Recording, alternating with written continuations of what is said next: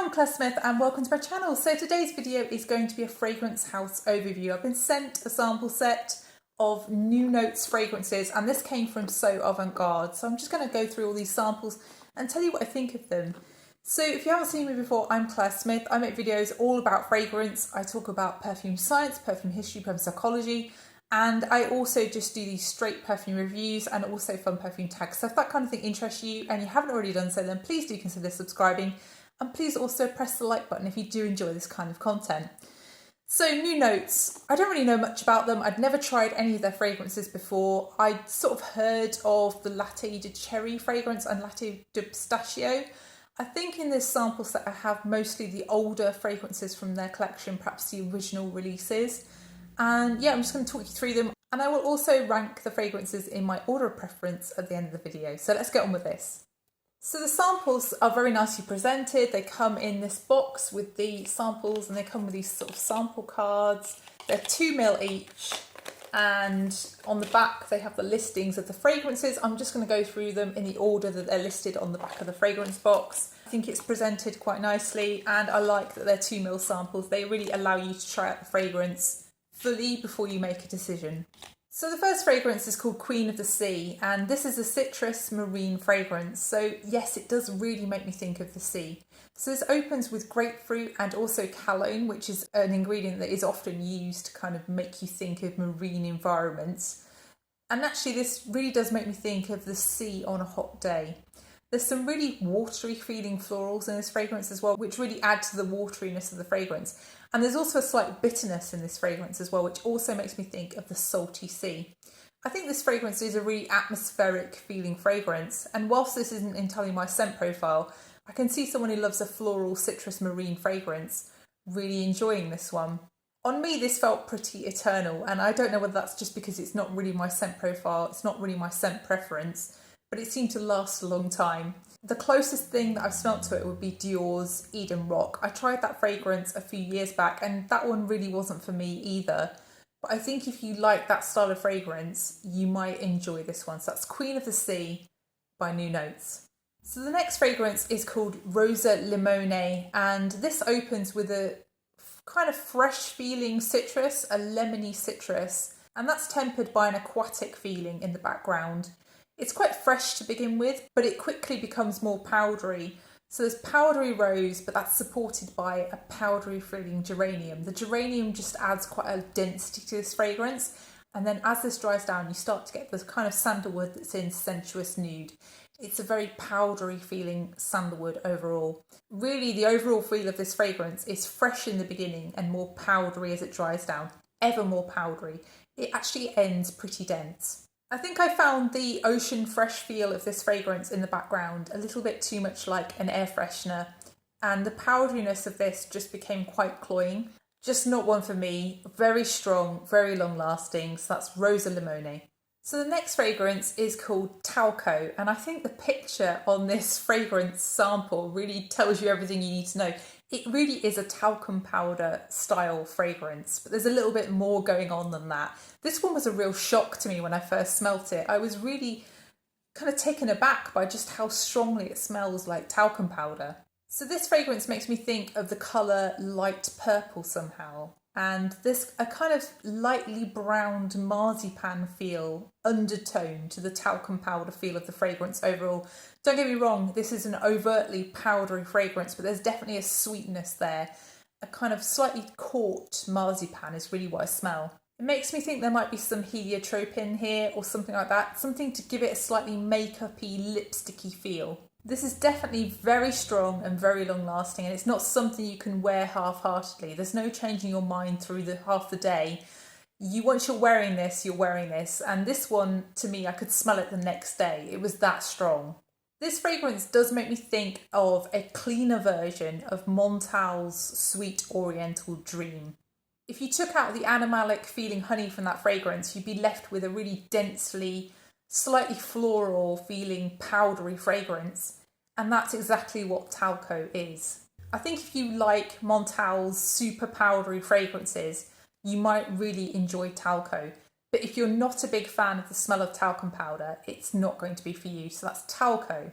So the next fragrance I think is the famous one. This is Latte di Cherry, and just from the name I'm imagining something cherry milk-esque. So this starts with a little bit of ambroxan, but really it's all about a vinyl smelling cherry. It's almost like a maraschino cherry. As this dries down, it becomes more powdery, it becomes much sweeter. The tonka and the almond are really strong here. Again, I get that slightly browned marzipan feel in this fragrance. It begins to smell like a much milder version of Talco, just without the florals.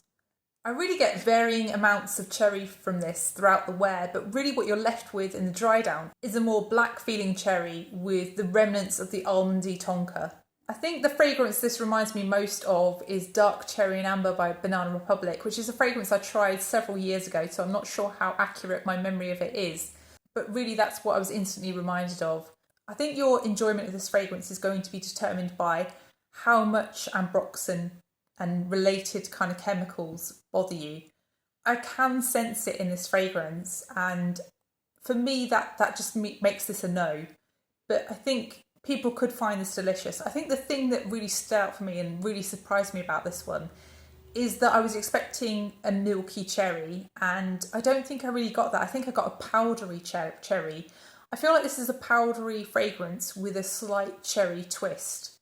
The cherry here kind of dies down quite quickly, and whilst it is cherry throughout, I don't find the cherry strong in the dry down. This didn't last very long on me. I know other people love this, but I didn't really get the love for this one. I felt a bit underwhelmed by it, but I guess that's just because it's been so hyped on YouTube, and I just had this sort of built up in my head as to being something that perhaps it isn't. So that's Latte di Cherry. So the next fragrance is called New Leather, and this is really a gentle, sweet leather fragrance, even a suede fragrance with a lot of powdery fruitiness to me, even though I don't think that's listed. So this opens with saffron. It smells like a black, thin, new leather, slightly green even.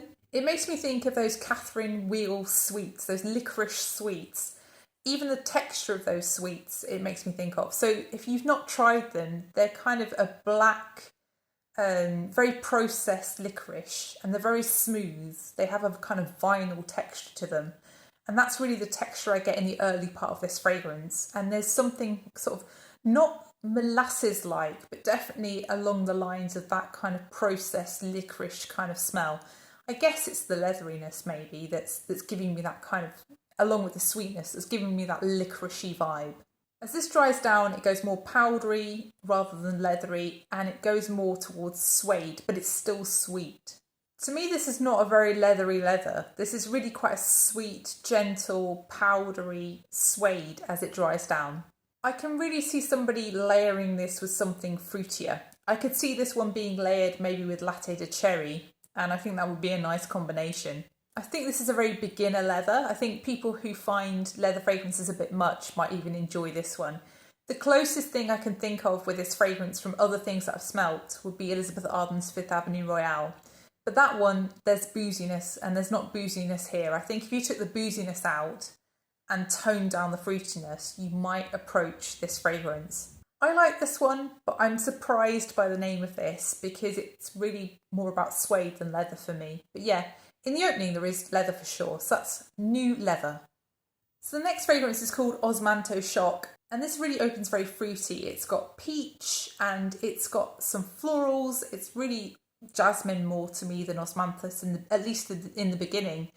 It then begins to dry down. There's some powderiness. It becomes more suede-like, which could be the osmanthus. And then you start to get more of that kind of fruity osmanthus coming through as it dries down further. I really get a yellow feeling, kind of solar feel to this. It feels very bright. This is really very sweet overall, and there is some kind of aroma chemical, I think something ambroxan related in this one, that is very overt to me in the dry down.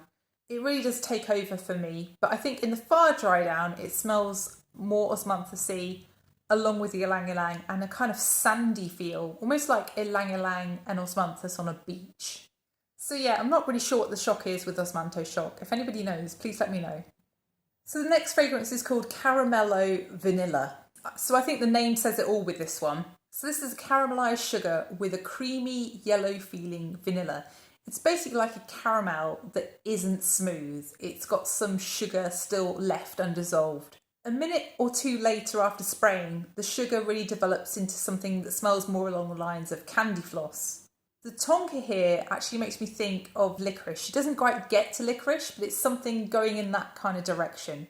This fragrance really made me think a lot of Bianco Latte. It's really along the same lines as that fragrance, but it's not as strong as Bianco Latte. There's something a little bit smoky here as it dries down. It's like eating candy floss by Cozy Fire, and then it's like a slightly caramelised golden sugar by a Cozy Fire. I'm not normally a gourmand lover. This certainly isn't groundbreaking. It's something that I've smelt before, but I do wonder whether all those other fragrances came after this one rather than this one coming after those fragrances.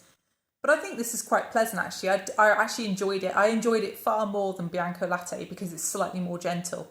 So that's Caramello Vanilla. So the final fragrance is called Musk Complexity, and this one totally shocked me. I was expecting something slightly dirty, really musky, something really, edgy, a little bit warm, a bit skin-like maybe. No.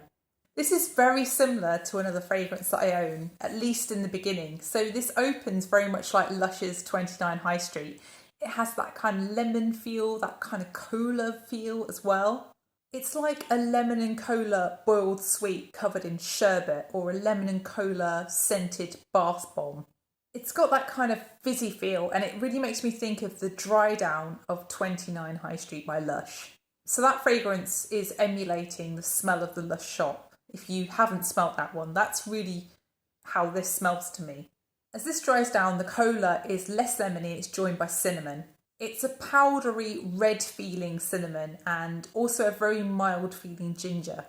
So I don't really understand the name of this one because I didn't really get any musk in this, and I've seen other reviewers comparing this one to Musk Ravageur, and I don't understand where that's coming from, because to me this isn't a musky fragrance in the slightest. It's about the lemon cola and the cinnamon. I'm a bit confused really, but yeah, if you can smell musk in this one, please let me know. So I'm now going to rank the fragrances in my order of preference, and bear in mind there are certain fragrance categories that I just don't really get on with, and one of those is marine fragrances. So there are two that are going to go straight to the bottom. So number 8 for me is unsurprisingly Queen of the Sea. I personally don't enjoy marine fragrances, but if you do, this might be the fragrance for you. So that's Queen of the Sea. In 7th place is Rosa Limone. It just reminded me of a room freshener, and it was quite dense and powdery, and I found that off-putting. So that's why that one's number 7. Number 6 was Talco. I found it again a little bit overwhelming on the talcum powder feel, but I did think it was quite original in that I've never smelled anything that just smelled like straight up talcum powder. I did like the heliotrope feel of that fragrance, but again, just wasn't for me, that one. Number 5 was Latte di Cherry. I was expecting a milky cherry. I didn't really get a milky cherry. It was quite powdery. It felt like it was gone quite quickly on my skin, and it just felt a little bit synthetic. I felt like I'd smelt it before in things like Dark Cherry and Amber by Banana Republic. So that's why that one disappointed me slightly. Number 4 was Osmanto Shock. Peach is not my favourite note in fragrances, but actually I found this one quite beachy almost in the dry down. I thought it was interesting. Number 3 was New Leather. It feels quite a basic leather fragrance, but I like the dry down of the powdery suede, and I like the sweetness in the dry down. I thought it was a really approachable leather and suede fragrance. Worth trying. Number 2, I'm going to go with Caramello Vanilla. I really got strongly reminded of sort of Bianco Latte style fragrances by this one. I don't normally like that style of fragrance, but I found this one a little bit more gentle and a bit more approachable. I also got reminded by Kayali's Vanilla 28 in the final dry down. I really like those kind of caramelised, slightly caught sugar kind of fragrances, and this is one of those. So my number 1 is Musk Complexity. If you're looking for musk, this is not it. I was not expecting this fragrance to smell this way, but it makes me think of someone drinking cola in a Lush shop. It's interesting, and it's definitely my favourite of the bunch.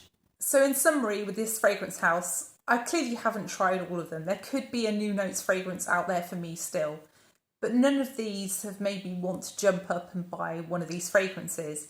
I did enjoy a few of these. There are some mild likes here, but there's nothing that's made me excited, I guess. So yeah, please let me know your thoughts on New Notes fragrances and whether you've tried any of these samples that I featured in this video, or whether you would recommend any of the other fragrances in this range. If you think I would love those fragrances, please let me know. So thank you so much for watching. If you have enjoyed the video, then please do press the like button, and please also consider subscribing if you haven't done already. And I will see you in the next one. Bye.